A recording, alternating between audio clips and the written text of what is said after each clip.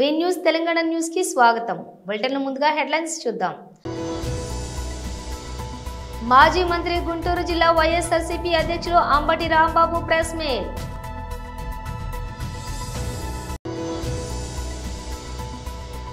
Fish Andhra పేరుతో కోట్లు దోచేశారు minister Kollu Ravindra.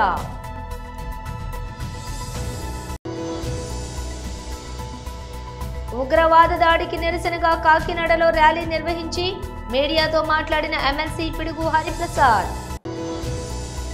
Kalvakuntla కుటుంబం తీవ్రవాదులకేమీ తక్కువ కాదు, రేవంత్ రెడ్డి వీరికన్నా ప్రమాదకరం, అరవింద్ ధర్మపురి. తెలంగాణ భవన్లో బీఆర్ఎస్ నాయకులు ప్రెస్ మీట్.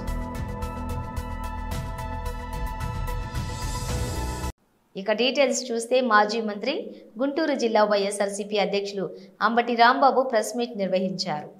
కాకపోతే తాను హీరోనని చెప్పి ప్రచారం చేసుకోవడానికి మాత్రం ఆయన వెనుకాడేటటువంటి ప్రశ్న లేదు. వారికి ఉన్నటువంటి మద్దతుగా ఉన్నటువంటి మీడియాలు కూడా అదే కార్యక్రమాలు చేస్తున్నాయి.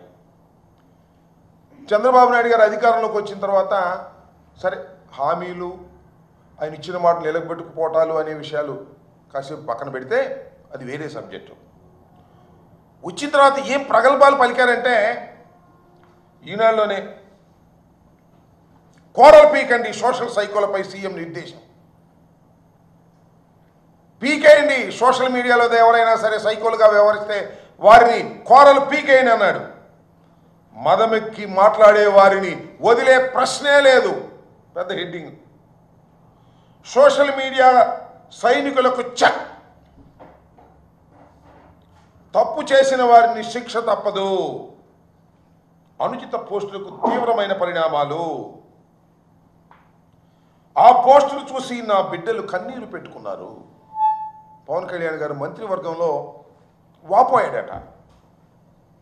అసభ్య పోస్టులు పెడితే పీడీ యాక్ట్, అసభ్యమైన పోస్టులు పెడితే మాత్రం ఊరుకోము, పీడీ యాక్ట్ పెట్టేసి లోపలేసేస్తాము అని ప్రగల్భాలు పలికారు.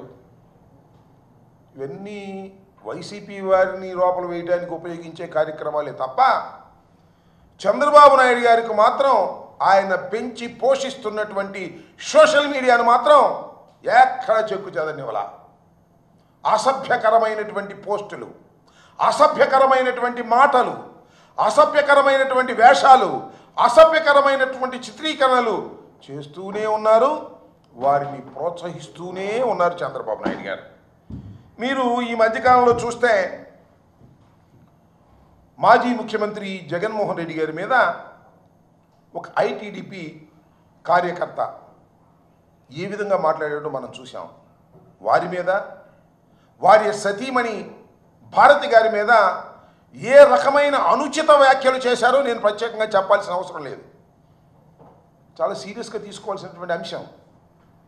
మేము పెద్దగా సీరియస్గా తీసుకోలేదు, కానీ ప్రజలు తీవ్రంగా స్పందించారు. సోషల్ మీడియాలో న్యూట్రల్ యాక్టివిస్టులు తీవ్రంగా స్పందించారు.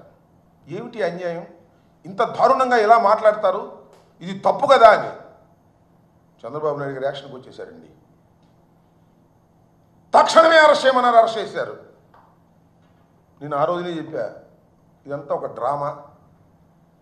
జగన్మోహన్ రెడ్డి గారి సతీమణిని అన్న తర్వాత మేము ఊరుకోము అనేటువంటి ఒక డ్రామాని క్రియేట్ చేసి ఫిష్ ఆంధ్ర పేరుతో కోట్లు దోచేశారు మినిస్టర్ కొల్లు రవీంద్ర. కొల్లి రవీంద్ర గారికి మాట్లాడించక కోరుతున్నాను. అందరికీ నమస్కారం. వేదికను అలంకరించిన గౌరవ ముఖ్యమంత్రి వర్యులు నారా చంద్రబాబు నాయుడు గారికి, వేదికను అలంకరించిన పెద్దలందరికీ, ఈ కార్యక్రమానికి విచ్చేసిన మత్స్యకార కుటుంబ సభ్యులందరికీ కూడా పేరు పేరున హృదయపూర్వక నమస్కారాలు తెలియజేస్తూ, ఇది ఒక శుభదినం. ఎందుకనంటే ఇవాళ రాష్ట్రంలో అనేక కష్టాలు, ఇబ్బందులున్న మత్స్యకారులకి ఖచ్చితంగా ఏదైతే మనం చెప్పామో ఆ కార్యక్రమం చేయాలని చెప్పి ఈ రోజున దాదాపు 260 కోట్ల రూపాయలు మన కోసం ఖర్చు పెట్టి విడుదల చేయడానికి ఇక్కడ వచ్చిన సందర్భంగా ముఖ్యమంత్రి గారికి మత్స్యకార కుటుంబాలందరి తరఫున కూడా హృదయపూర్వక ధన్యవాదాలు తెలియజేస్తా ఉన్నా. ఎందుకనంటే మొట్టమొదటి నుంచి కూడా మత్స్యకార కుటుంబాలన్నీ కూడా తెలుగుదేశం పార్టీతోనే ఉన్నాయి. ఆ రోజున స్వర్గీయ అన్న నందమూరి తారక రామారావు గారు ఏ గ్రామానికి వెళ్ళినా మన వాళ్ళు ముందున్నారు. అలాగే మన కోసం ఆలోచించే ఏకైక నాయకత్వం కూడా గౌరవ ముఖ్యమంత్రి నారా చంద్రబాబు నాయుడు. ఆనాడు ఆయిల్ సబ్సిడీ వచ్చినా దానికి శ్రీకారం చుట్టింది నారా చంద్రబాబు నాయుడు గారి. మన కోసం రెసిడెన్షియల్ స్కూల్స్ వచ్చినా ఆ కార్యక్రమానికి శ్రీకారం చుట్టింది నారా చంద్రబాబు నాయుడు గారి. ఇవాళ మనం తీసుకున్నటువంటి ఏదైతే ఈ బ్యాన్ పీరియడ్ డబ్బులు మొట్టమొదటి కేవలం మనకు బియ్యం మాత్రమే ఇచ్చేవాళ్ళు, అవి కూడా సమయానికి వచ్చే కాదు. చంద్రబాబు నాయుడు గారు ఆలోచించి 4,000 రూపాయలతో స్టార్ట్ చేసుకున్నాం. గత ప్రభుత్వం 10,000 అని చెప్పి మాయ మాటలు చెప్పి చాలా ఎగ్గొట్టి చాలా మందికి ఏదో ఒక వంక పెట్టి కట్ చేశారు. కానీ ఇవాళ 1,30,000 మందికి ఇవాళ ఈ తీర ప్రాంతంలో ఉన్నటువంటి మత్స్యకార సోదరులకి ఇవాళ మనం ఈ కార్యక్రమాన్ని అందించడం కూడా జరుగుతోంది. అదే కాదు, 5 సంవత్సరాలు వాళ్ళు ఏమీ చేయలే, మనల్ని మాయ మాటలు చెప్తూ వచ్చారు. ఫిష్ ఆంధ్ర అన్నారు.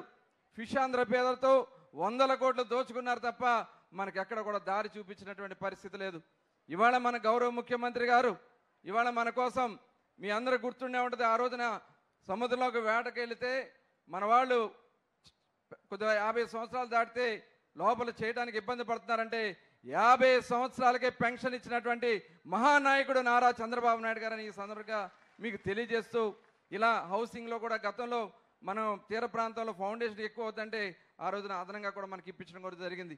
ఇలా మన గురించి ఆలోచించే నాయకుడు, మన కోసం ఉన్న నాయకుడు నారా చంద్రబాబు నాయుడు గారు. భవిష్యత్తులో మరి ఏదైతే మనలో ఉన్నటువంటి కేంద్ర ప్రభుత్వం గత ఫండ్స్ వస్తే ఒక్క పైసా కూడా ఆ ప్రభుత్వం ఖర్చు చేయాల, కానీ ఇవాళ మళ్ళీ ఆ స్కీమ్స్ అన్నీ కూడా మరి పునరుద్ధరణ చేయడానికి కార్యక్రమాలు జరుగుతున్నాయి. మన కోసం ఆలోచించే మన నాయకుడు మన ముందుకు వచ్చినందుకు వారికి అవకాశం ఇవ్వాలి. కాబట్టి ఈ అవకాశం కల్పించిన గౌరవ ముఖ్యమంత్రి గారికి, వేదికను అలంకరించిన పెద్దలందరూ కూడా హృదయపూర్వక నమస్కారాలు తెలియజేసుకుంటూ సెలవు తీసుకుంటా ఉన్నాను. జై హింద్. Thank you sir. ఇప్పుడు మన జిల్లా ఇన్ఛార్జ్ మినిస్టర్ శ్రీ కొండపల్లి శ్రీనివాసరావు గారికి మాట్లాడాల్సిందిగా కోరుతున్నాను. పహల్గాం ఉగ్రవాదుల దాడిని నిరసిస్తూ జనసేన పార్టీ అధ్యక్షులు గౌరవనీయులు ఉప ముఖ్యమంత్రి శ్రీ పవన్ కళ్యాణ్ ఇచ్చిన పిలుపు మేరకు కాకినాడ రూరల్ నియోజకవర్గంలోని సర్పవరం కూడలిలో వందలాది మంది జన సైనికులు, వీర మహిళలు, నాయకులతో కలిసి మానవహారం నిర్వహించి ఉగ్రవాదాన్ని అరికట్టేందుకు కేంద్ర ప్రభుత్వం తీసుకునే వ్యూహాత్మక నిర్ణయాలకు సంపూర్ణ మద్దతు ప్రకటించారు.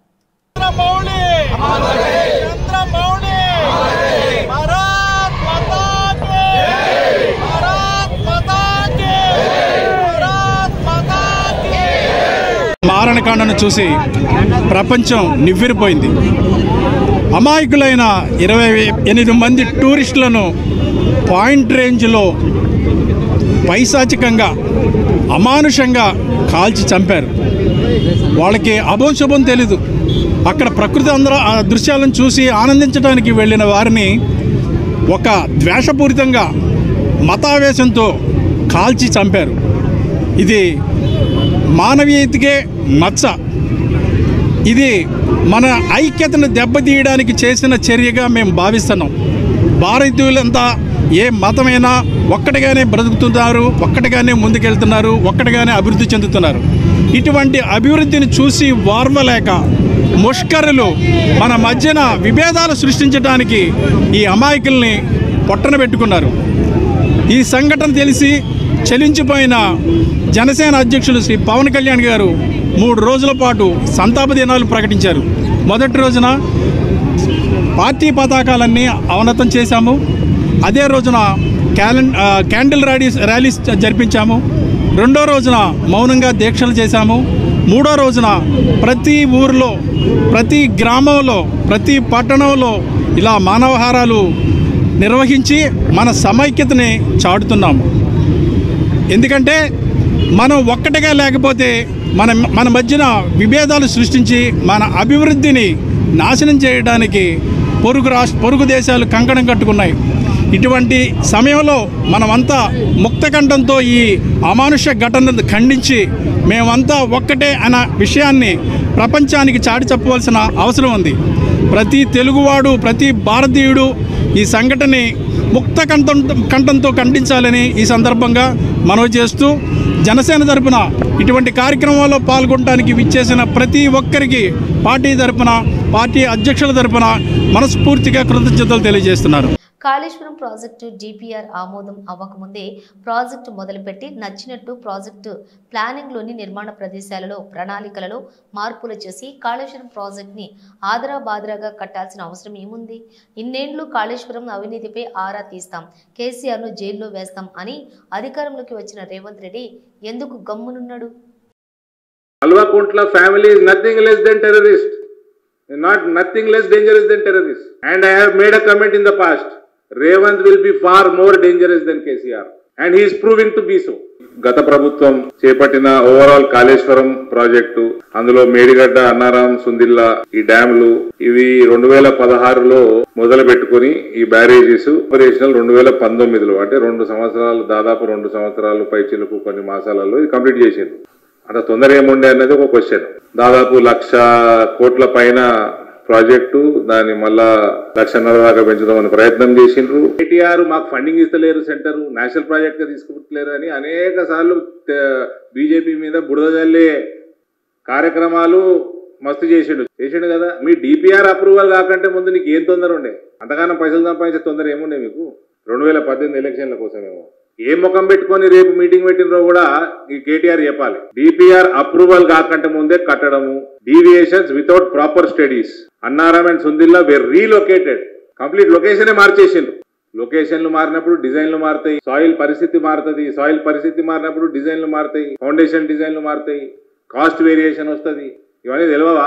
దీనిలో ఉన్న మర్మం ఏంది? ఏ లొకేషన్ బట్టి టెండరింగ్ సిస్టమ్ పిలిచిండ్రు, టెండర్ సబ్మిట్ చేసిండ్రు, ఏ డిజైన్ బట్టి L1 వచ్చింది, ఎవరికి L2 వచ్చింది, లొకేషన్ మారడానికి మర్మం ఏంది, కాస్ట్ ఎంత మిగిలింది, secant definitely sheet file cut offs కంటే చాలా తక్కువ ధర, నేను ఇది వేస్తా టెండరు, నాకు L1 వస్తుంది, నేను తక్కువ వేస్తా, కానీ రేపు డిజైన్ మారుస్తా, లొకేషన్ మారుస్తా, మీరు ఒప్పుకోవాలి. అంటే ఇది కంప్లీట్ ముఖ్యమంత్రి కాడికెళ్ళి మీ చీఫ్ ఇంజనీర్లు, మీ సెక్రటరీలు, మీ IAS ఆఫీసర్లు, మీ కాంట్రాక్టరు మొత్తం పై నుంచి కింద దాకా అందరు కుమ్ముక్కైతే. తెలంగాణ భవన్లో బీఆర్ఎస్ నాయకులు ప్రెస్ మీట్ నిర్వహించారు. సంవత్సరాల సుదీర్ఘ ప్రయాణం, తెలంగాణ వచ్చుడు, కేసీఆర్ సచ్చుడు, తెలంగాణ వచ్చుడు అనే నినాదంతో అస్త్ర సన్యాసం అన్ని పదవులు వదులుకొని 2001లో ప్రారంభించినటువంటి తెలంగాణ ఉద్యమం ఈరోజు నాతో పాటు విద్యార్థి దశలో విద్యార్థి నాయకులు, చదువుకున్న రోజుల్లో మరి యూనివర్సిటీలలో వాళ్ళ పడ్డ కష్టాలు, ప్రభుత్వ ఉద్యోగం చేస్తూ ఉద్యోగులు, నిరుద్యోగులు, రైతులు, సంపన్న వర్గాలు, ఆ రోజు అన్ని కుల వృత్తులు కూడా తెలంగాణ ఉద్యమంలో ఒక్కొక్కరు ఒక తనదైన పాత్ర పోషించినటువంటి జ్ఞాపకాలు ఈరోజు 25 సంవత్సరాల రజతోత్సవం సందర్భంగా ప్రతి ఒక్కరు కూడా గుర్తు చేసుకుంటూ 3 రకాలుగా తెలంగాణ రాకముందు, తెలంగాణ ఉద్యమం కేసీఆర్ గారు స్టార్ట్ చేసినప్పుడు తెలంగాణ పరిస్థితులు ఏమున్నాయి, ఉద్యమ పరిస్థితి ఏముంది, రాజకీయ నాయకుల యొక్క పరిస్థితి ఏముంది, ఏ రాజకీయ పార్టీలు మద్దతు తెలిపినాయి, వెనుకపోయినాయి, యూటర్న్ తీసుకున్నాయి, ఆ జిమ్మికులు అయిన అన్నిటినీ అధిగమించి పదవులన్నీ కూడా రాజీనామాలు చేస్తూ, ఎలక్షన్లు పెడుతూ, ప్రజలను ఉత్తేజం చేస్తూ మరి 14 సంవత్సరాల సుదీర్ఘ ప్రయాణంలో ఎంతోమంది కరుడుగట్టిన తెలంగాణ వ్యతిరేకులు ఈ టీఆర్ఎస్ పార్టీ ఉంటే తెలంగాణ ఎప్పుడో ఒకసారి తెస్తుంది, టీఆర్ఎస్ని తుడిచిపెట్టుకపోవాలి, తొక్కేసేయాలి, కనుగమరుగు చేయాలని చెప్పి ఎన్నో ప్రయత్నాలు చేసిన సందర్భాలు ఎన్నో రకాలుగా మరి ఆనాటి పరిస్థితులలో అధిగమించి తెలంగాణ ప్రకటన చేసినప్పుడు, చిదంబరం ప్రకటన చేసినప్పుడు ఆనాటి ముఖ్యమంత్రి గారు రోషయ్య గారు నిమ్మరసం ఇస్తారంటే లేదు మీరు రావాలని చెప్పి మా చేతుల మీదుగా దీక్ష విరమణ చేయడం, మరి తెలంగాణ యూటర్న్ తీసుకున్న తర్వాత అనేక సందర్భాల్లో అందరినీ 33 జాతీయ పార్టీలను ఐక్యం చేసి, ప్రజలను ఐక్యం చేసి మరి సావడానికైనా సిద్ధం, వెనుకడుగు నేనని చెప్పి తెలంగాణ తెచ్చిన తర్వాత ఏ ఆశయాల గురించి అయితే తెలంగాణ తెచ్చిండో, ఒక వ్యవసాయం ఎట్లా ఉండాలి ఆనాడే తెలంగాణ రాకముందే ఎన్నోసార్లు కేసీఆర్ గారు వెంబడి మేము పాలు పంచుకోవడం, వ్యవసాయం ఎట్లా అభివృద్ధి చేయాలి, ఉద్యోగుల జీతభత్యాలు ఎట్లా ఇవ్వాలి, నిరుద్యోగులకు ఏ రకంగా ఉన్నాయి, రైతాంగానికి మనం ఏం చేయాలి, కుల వృత్తులు ఎట్లా ఆదుకోవాలి, బడుగు బలహీన వర్గాల వాళ్ళకి ఎట్లా మనం చేయాలి అని చెప్పి ఎన్నో ఆలోచనలు చేసి ఆనాడు జయశంకర్ గారు వారితో కలిపి ఎన్నో సందర్భాలు. రంగారెడ్డి జిల్లాలో ఒక విషాదకరమైన సంఘటన చోటు చేసుకుంది. కందుకూరు మండలం దన్నారం గ్రామంలో ఓ మహిళ తన వివాహితర సంబంధం కారణంగా భర్తను ప్రియుడితో కలిసి హత్య చేసింది. ఈ ఘటనపై పోలీసులు కేసు నమోదు చేసి దర్యాప్తు చేస్తున్నారు. పోలీసుల కథనం ప్రకారం దన్నారం గ్రామానికి చెందిన ప్రవీణ్, ప్రమీల దంపతులకు 2 పిల్లలు ఉన్నారు. కొంతకాలంగా ప్రమీలకు మరో వ్యక్తితో వివాహితర సంబంధం ఏర్పడింది. ఈ విషయంపై భార్యాభర్తల మధ్య తరచూ గొడవలు జరుగుతూ ఉన్నట్లుగా స్థానికులు తెలిపారు. శుక్రవారం అర్ధరాత్రి ప్రమీల తన ప్రియుడితో కలిసి ఇంట్లో నిద్రిస్తున్న ప్రవీణ్ కు ఉరివేసి హత్య చేసింది. అనంతరం అది ఆత్మహత్యగా చిత్రీకరించే ప్రయత్నం చేసింది. అయితే ప్రవీణ్ మృతిపై అనుమానం వ్యక్తం చేస్తూ అతని తల్లిదండ్రులు, గ్రామస్తులు కందుకూరు పోలీసులకు సమాచారం అందించారు. వెంటనే ఘటనా స్థలానికి పోలీసులు చేరుకుని మృతదేహాన్ని పరిశీలించారు. ప్రమీల ప్రవర్తనపై కూడా అనుమానం రావడంతో ఆమె ప్రియుడిని అదుపులోకి తీసుకుని విచారించగా అసలు విషయం వెలుగులోకి వచ్చింది. ఈ ఘటనపై పోలీసులు కేసు నమోదు చేసి దర్యాప్తు చేస్తున్నారు. జహీరాబాద్ ఎంపీడీఓ కార్యాలయంలో 10 గంటలకు రావాల్సినటువంటి అధికారులు 12 గంటల వరకు ఎవరూ లేరు. ఎప్పుడు వచ్చినా ఎంపీడీఓ కార్యాలయంలో కనిపించరు. అసలు అధికారులు వాళ్ళ ఇష్టం వచ్చినప్పుడు వస్తారు. వీరు ప్రజల కోసం ఉన్నారా లేక వాళ్ళ సొంత పనుల కోసం ఉన్నారా అని ప్రజలు ప్రశ్నిస్తున్నారు. ప్రజలను పట్టించుకుని అధికారులపై చర్యలు తీసుకుని ఎంపీడీఓను తొలగించగలరని ప్రజలు వారి యొక్క ఆవేదనను వ్యక్తం చేస్తూ ఉన్నారు. అలాగే ఇక్కడ ఉపాధి హామీ పనులకు సంబంధించిన ఏపీఓ తన గత 2 నెలల నుండి కూడా కూలీలకు వేతనాలు లేక అప్పు చేసి వారి కుటుంబాలు గడుపుతున్నారని ఈ అంశం మీద ఏపీఓని ప్రశ్నిస్తే వచ్చే వారం వస్తాయి ఏపీఓ మీడియాకు చెప్పడం జరిగింది.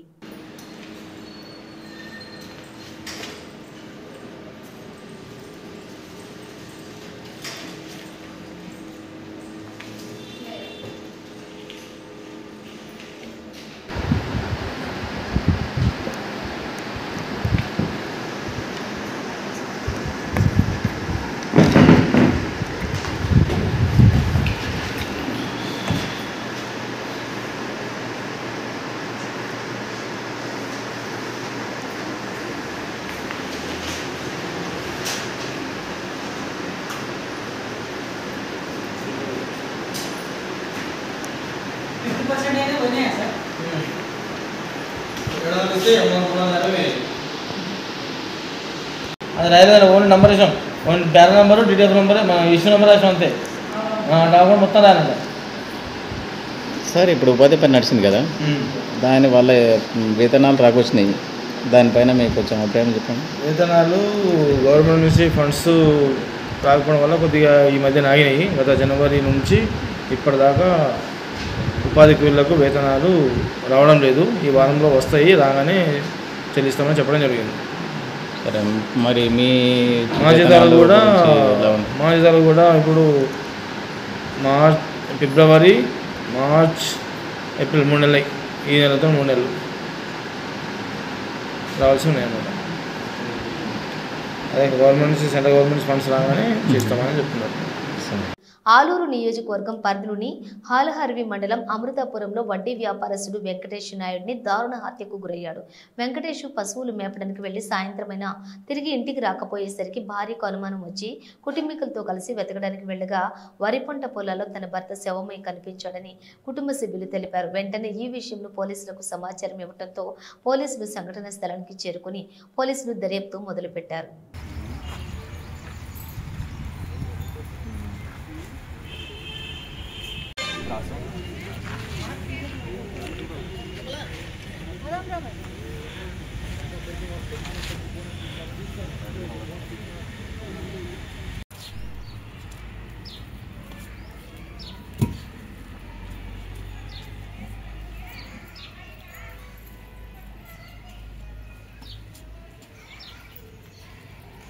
మండలము ఆలూరు తాలూకా అది. మా తమ్ముడు పెద్ద వెంకటేష్ అని బస్సులు కాసేదానికి పొలానికి పోయి ఉంటే ఆయన వడ్డీ వ్యాపారం చేస్తుండేవాడు. డబ్బులు ఇచ్చి చాలా మందితో రిజిస్ట్రేషన్ చేస్తున్నారు పొలాలు కూడా. అది ఒక 5 మంది చేసింటే దాన్ని ఎవరు డబ్బులు అడిగింటే దాన్ని ఏం చేస్తారో మాకే అర్థం కావట్లేదు. సాయంత్రం 5 గంటలప్పుడు మాకు ఇన్ఫర్మేషన్ ఏడుండదని రాలేదు, ఇంటికి రాకుండా వెతికినాం పోయి. కానీ అక్కడ నరికి పడినాడు. దాన్ని ఎవరు అనేది మాకు ఇంకా ఇన్ఫర్మేషన్ ఉంటే పక్కా తెలియదు. డబ్బులు ఇచ్చిన వాళ్ళు ఈ పని చేసిన మాకు వాళ్ళ మీద అనుమానాలు ఉన్నాయి కొన్ని. వాళ్ళు ఏమైనా చేసింటారేమని పోలీస్ డిపార్ట్మెంట్ని కోరుతున్నాం సార్, దాన్ని సహకరించవలసిందిగా కోరుతున్నాం. మీ పేరు? కే రామన్న, అమృతాపురం గ్రామం. కే వెంకటేష్ తమ్ముడు మేము మాట్లాడేది. మధ్యాహ్నం పొలంకి పోయింటే పశువులు కాసేకి ఎవరు గుర్తు తెలియని వ్యక్తులు ఆయనతో డబ్బు తీసుకున్న వల్ల మాకు అనుమానం ఉన్నది. ఎవరైనా పోలీసు వాళ్ళని దాన్ని దర్యాప్తు చేసి సహకరించాలిగా కోరుతున్నాం. మీ పేరు? కే చిన్న వెంకటేశ్వర, అమృతాపురం, సొంత తమ్ముడు. మండలం అమృతాపురానికి చెందినటువంటి పెద్ద వెంకటేష్ అనే వ్యక్తి నిన్న ఉదయం వాళ్ళ గ్రామం నుంచి పశువులు దొరుకుని పొలానికి వెళ్ళి తిరిగి సాయంత్రం కూడా ఇంటికి రాకపోవడంతో వాళ్ళ భార్యకు అనుమానం వచ్చి ఎందుకు రాలని ఫోన్ చేయగా ఫోన్ స్విచ్ ఆఫ్ అయింది. ఈ విషయంలో బంధువులందరితో కూడా మాట్లాడుకొని మొత్తం పొలాలు వెతుకుతుండగా సాయంత్రం 5:30 ఆ టైంలో వరి పొలాల్లో చనిపోయి ఉన్నాడు. ఆ దగ్గర వాళ్ళు చూస్తే మొత్తం వెనుక వైపు గాయాలతో ఉన్నాయి. వాళ్ళ భార్య ఇచ్చినటువంటి ఫిర్యాదు మేరకు వాళ్ళ భర్త వ్యవసాయము మరియు అదేవిధంగా వడ్డీ వ్యాపారం కూడా చేస్తూ ఉంటాడు. ఇప్పుడు నిన్న పొలానికి వెళ్ళినప్పుడు ఎవరో అతనికి సరిపోని వాళ్ళు ఈ విధంగా చంపి అక్కడ పడేసినారని చెప్పేసి వాళ్ళు ఫిర్యాదు చేయడం జరిగింది. దీనిపైన కేసు నమోదు చేసుకుని ఇన్వెస్టిగేషన్ చేస్తున్నాము. దాని వెనక ఎవరున్నారు ఏంటి అనేది కూడా త్వరలో వెళ్ళచ్చు. బులెటిన్ ముగించే ముందు హెడ్లైన్స్ మరోసారి. మాజీ మంత్రి గుంటూరు జిల్లా వైఎస్ఆర్సీపీ అధ్యక్షులు అంబటి రాంబాబు ప్రెస్ మీట్.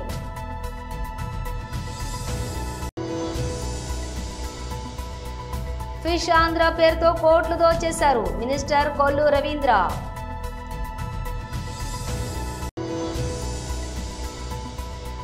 ఉగ్రవాద దాడికి నిరసనగా కాకినాడలో ర్యాలీ నిర్వహించి మీడియాతో మాట్లాడిన ఎమ్మెల్సీ పిడుగు హరిప్రసాద్. కల్వకుంట్ల కుటుంబం తీవ్రవాదులకేమీ తక్కువ కాదు, రేవంత్ రెడ్డి వీరికన్నా ప్రమాదకరం, అరవింద్ ధర్మపురి. తెలంగాణ భవన్లో బీఆర్ఎస్ నాయకులు ప్రెస్ మీట్. ఇవి బులెటిన్ విశేషాలు. మరో బులెటిన్తో మళ్ళీ కలుద్దాం.